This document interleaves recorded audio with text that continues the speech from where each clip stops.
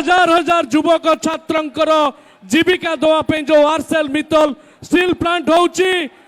तबे माननीय मुख्यमंत्री जो विजन रही सहित जे सारथी होती कार्तिक पांड्यान युवक छात्र गोटे जोरदार करताली दिंतु एवं मु आपण को कही रखा चाहूँगी आमर समस्या अच्छी माटीर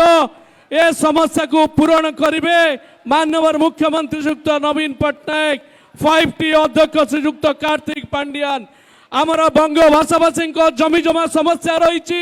आमर मत्स्यजीवी समस्या रही सबु समस्या को समाधान करेंगे 5T अध्यक्ष तार बाट देखेबे श्रीयुक्त नवीन पट्टनायक आज मागणा चाउल आमे पाउथले मत्स्यजीवी परिवार भाई भौणी माने आज मागणा बिजुली पाइबा माँ माने पेंशन पाइबे ये कम बड़ कथा नुहे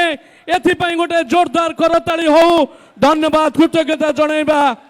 माँ रामचंडी पीठरे आशीर्वाद देवा अंशुमान महांती जे कि सांसद प्रार्थी तांको आशीर्वाद देवे मु मध्य केबे कहनी मु आपणकर मंत्री किंवा विधायक किंवा नेता